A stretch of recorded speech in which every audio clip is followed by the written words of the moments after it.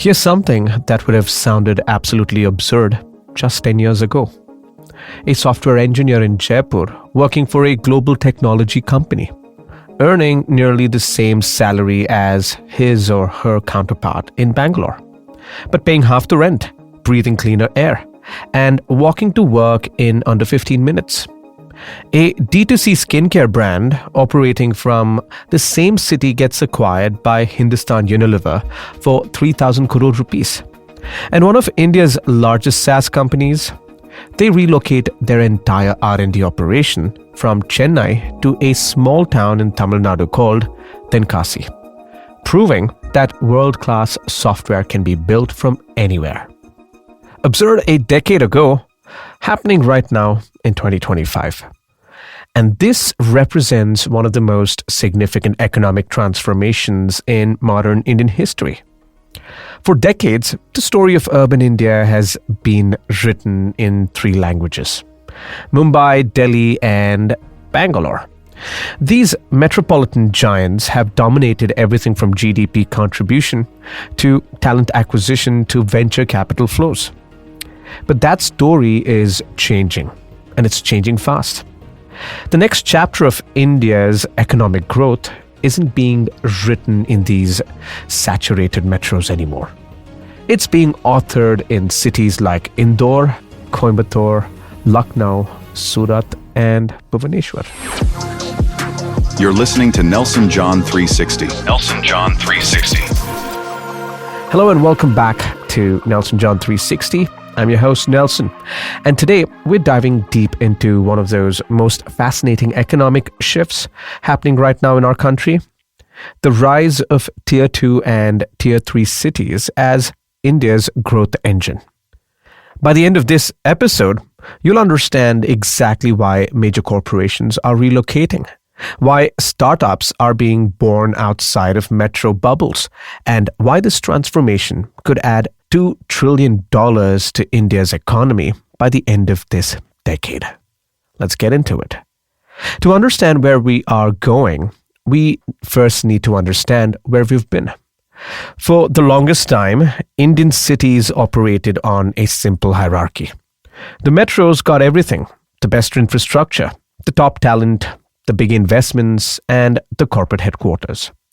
Tier 2 and 3 cities were essentially feeders, sending their brightest minds to the metros in search of opportunities. But here's what's happening. The metros have hit a wall.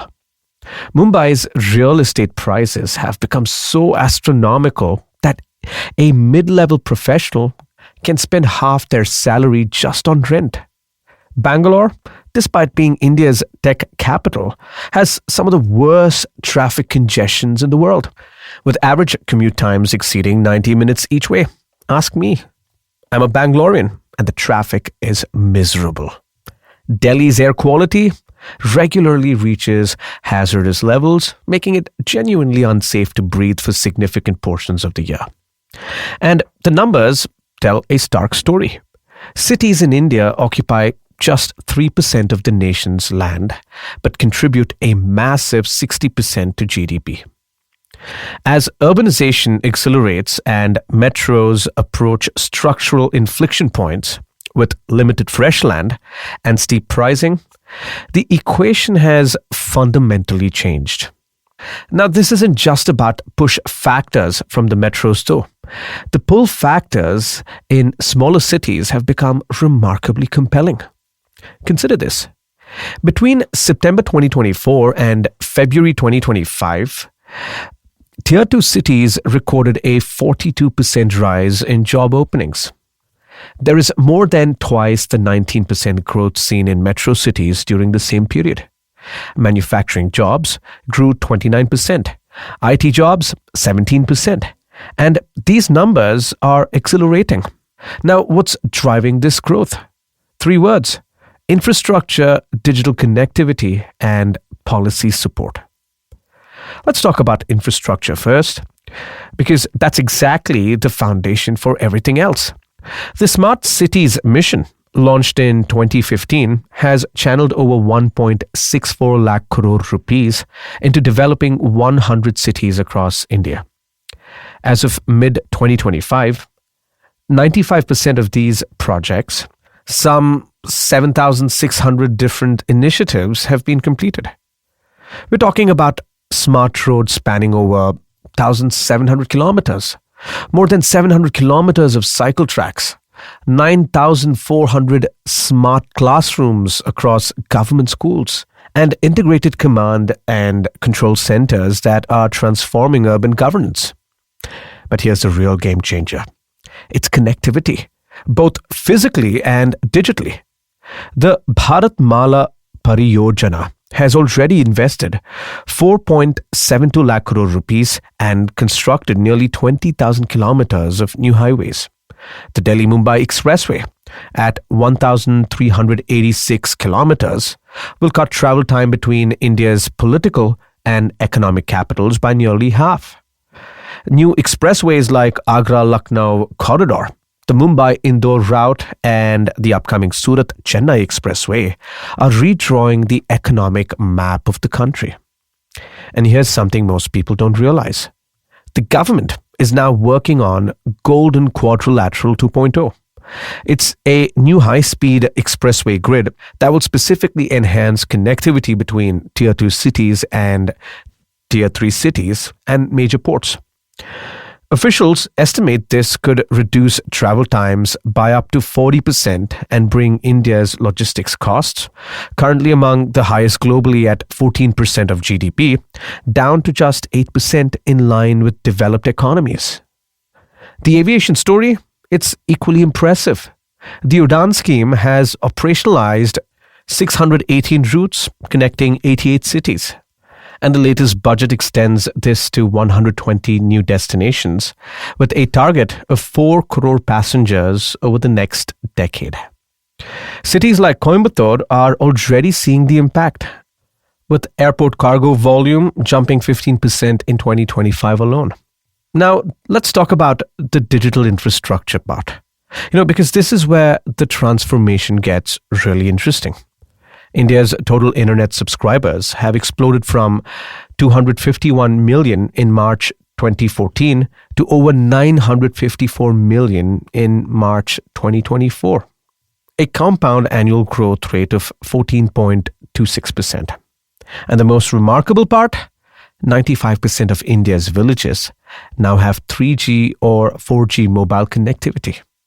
Rural internet subscribers have reached nearly 400 million. Now, this digital revolution has fundamentally changed what's possible in smaller cities. A software developer in Indore can now collaborate seamlessly with teams in San Francisco.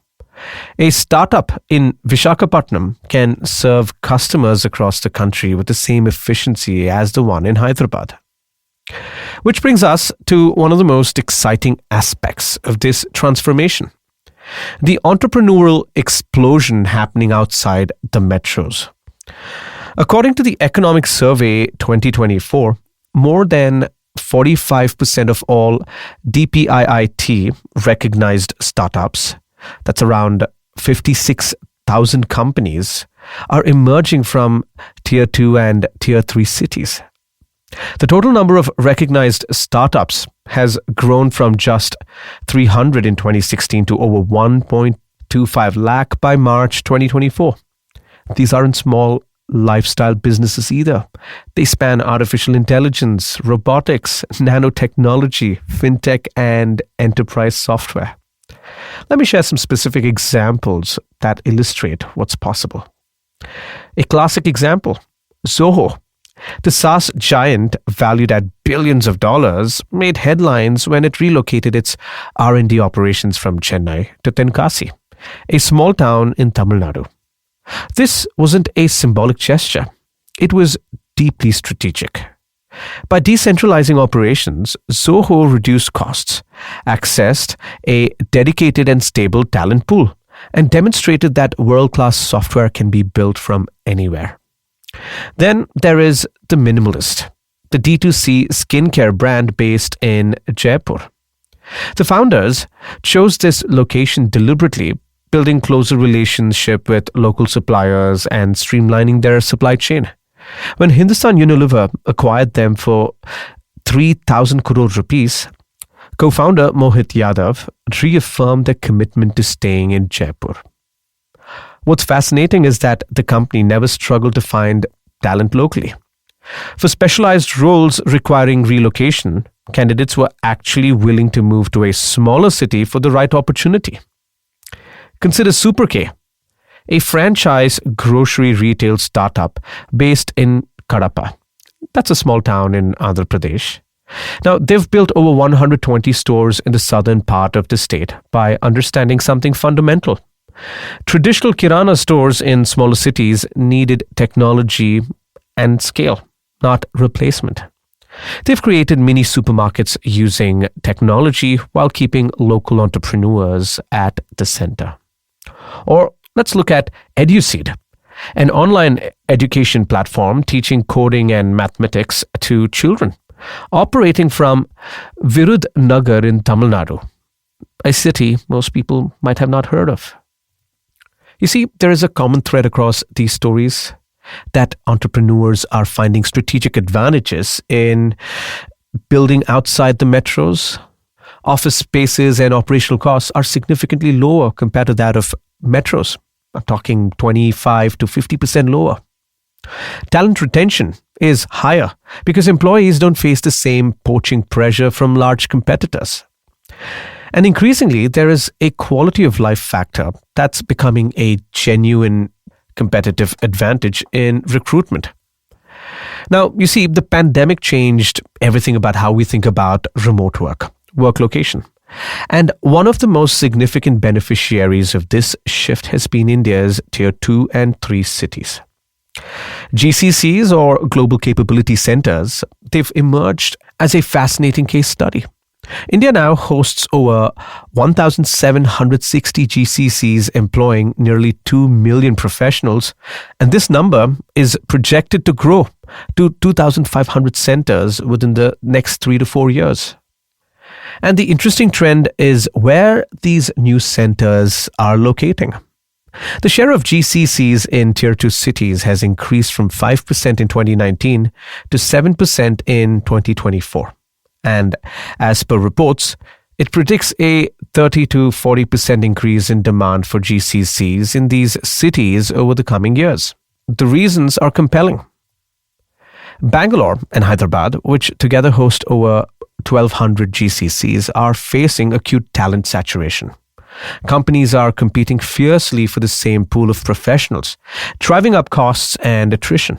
Meanwhile, cities like Coimbatore, Indore, Jaipur, and Kochi are emerging as viable alternatives. State governments are actively courting this investment. Karnataka's GCC policy aims to attract 500 new centers by 2029, creating 350,000 jobs and generating $50 billion in economic output. Uttar Pradesh's policy, it targets over 1,000 GCCs and 500,000 jobs. Gujarat's Gift City expansion and Uttar Pradesh's investor summits have already secured $10 billion in pledges for 2025. Now, when you look at the talent equation, it's particularly interesting. Around 60% of India's engineering graduates come from Tier 2 and 3 cities. These graduates have historically migrated to metros for opportunities, but that's changing. Companies are increasingly finding that recruiting locally in smaller cities offer better retention, reduced costs, and access to talent that prefers working closer to home.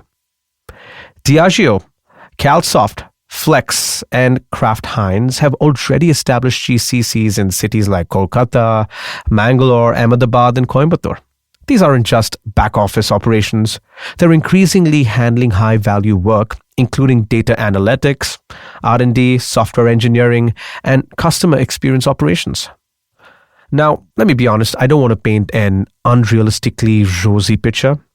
The growth of Tier 2 and 3 cities, they come with their own genuine challenges that needs to be addressed. Infrastructure still remains a challenge. While the Smart Cities mission has made tremendous progress, many cities still struggle with basics like water supply, waste management, and reliable power. Take Nagpur, for instance. it faces water shortages even as it attracts major investments. The 60% gap between wastewater generation and treatment capacity in urban India is one of the most significant infrastructure challenges we face today. Skilled labor shortages exist in certain domains. While there is abundant talent in general engineering and IT, niches like AI, cybersecurity, and advanced analytics, they can be harder to find in smaller cities. Dehradun, for example, has excellent quality of life but acknowledged skill gaps that need urgent attention. Another aspect is healthcare and education infrastructure in Tier 3 cities. Particularly, they lag behind in these aspects. Urban local bodies often lack skilled manpower and financial autonomy, which leads to delays in executing development projects. Varanasi, despite its tourism-driven growth, continues to struggle with sewage treatment. Surat's outer regions have high concentrations of informal settlements with poor civic services. Also, how could we forget about regulatory compliance? It's another hurdle. Navigating state-specific regulations and tax incentives can be challenging for companies setting up operations outside familiar metros. Building bylaws, land acquisition processes, and compliance requirements vary significantly across states. But here's what's encouraging. These challenges are being actively addressed. The Amrut 2.0 initiative, with a total outlay of nearly 3 lakh crore rupees, specifically focuses on providing 500 cities with water security through source revival, green spaces, and technology-enabled sewage management. Nearly 9,000 projects worth 1.89 lakh crores have already been undertaken. State governments are creating dedicated policies for GCC expansion, offering rental reimbursements, funding for innovation labs, and skilling expense reimbursements. The national framework for GCC is working to streamline compliance and improve infrastructure readiness. Industry-academia partnerships are expanding. Coimbatore is positioning itself as an AI and tech startup hub with dedicated infrastructure. Lucknow is building India's first AI city under the India AI mission with an allocation of over 10,000 crore rupees. Bhubaneswar is establishing centers of excellence for design, AI, and robotics at the Odisha University of Technology and Research. Now, for investors, entrepreneurs, and businesses watching this transformation, I believe the opportunity is massive. Real estate is perhaps the most immediate opportunity. Magic Bricks data, it shows Tier 2 cities averaging 17.6% capital appreciation.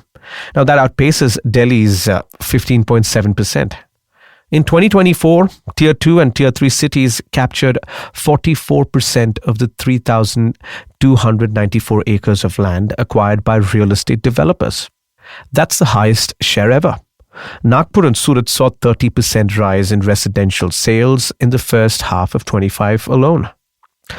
Now, e-commerce opportunity is equally compelling. Tier 2 and Tier 3 cities now account for 60% of India's overall e-commerce demand, with projected annual growth rates of 30%. Amazon India reports that 65% of their new customers in 24 came from smaller cities. Flipkart sees 70% of their sale day traffic originating from non-metro locations. Consumer internet startups are finding their next wave of growth in these markets. A 2024 NASSCOM and RedSeer report reveals that nearly 58% of all new users for consumer internet startups came from non-metros. The combined Tier 2, Tier 3 and rural base now contributes 72% of India's internet population. Specific sectors showing rapid growth including agri-tech, addressing the needs of India's rural and semi-urban agricultural economy. Health tech, where Tier 2 cities are becoming hubs for clinical data management and medical coding. EdTech, with platforms tailoring content for semi-urban students. And logistics, where last-mile delivery solutions in Tier 3 towns represent a massive opportunity. A McKinsey report projects that 18 Tier 2 future arenas could generate $2 trillion in revenue by 2030, up from $690 billion in 2023. KPMG, it estimates investments in these cities could add $500 billion to GDP from Tier 2 and Tier 3 cities by 2030. So, what does all of this mean for India's economic future? The transformation we are witnessing represents a fundamental restructuring of how economic value is created and distributed in the country. For 75 years after independence, growth was concentrated in a handful of metros. The next 25 years will see that growth democratize across hundreds of cities. India, has become the world's fourth largest economy, having recently surpassed Japan. By 2047, the vision is to achieve a $10 trillion economy. Reaching that target requires unlocking the economic potential of all cities, not just the metros. The projections are striking. Urban areas are expected to house 40% of India's population and contributes 75% of GDP by 2030. But this growth won't come primarily from existing metros expanding further. It will come from the emergence of new economic clusters across Tier 2 and Tier 3 cities. Consider that cities currently occupy just 3% of India's landmass. There's enormous physical capacity for growth outside of the metros. With proper planning, infrastructure, investment, and policy support, we can see dozens of smaller cities evolve into specialized economic hubs, manufacturing centers, tech corridors, logistic hubs, healthcare clusters, and even education destinations. The remote work revolution has permanently altered employer psychology. Companies that once insisted on physical presence in metros are now comfortable with distributed teams.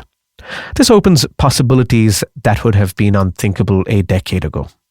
A product team in Coimbatore, a design studio in Jaipur, a customer success center in Lucknow, all working seamlessly with headquarters in Bangalore. Now here's what I want you to take away from today's episode. The rise of the Tier 2 and 3 cities isn't a temporary trend or a COVID-induced aberration. It is a structural shift driven by fundamental economics, cost arbitrage, talent availability, infrastructure improvement, digital connectivity, and of course, quality of life considerations. The forces driving this transformation are exhilarating. They're not slowing down. For businesses, the question isn't whether to consider small cities, but which ones and how quickly. First movers will access talent pools before competition intensifies, secure real estate at lower prices, and build relationships with local ecosystems while they're still developing. For professionals, smaller cities offer an increasingly viable path to building meaningful careers without sacrificing quality of life for the chaos of metropolitan existence. The salary gap is narrowing while the cost of living gap remains wide.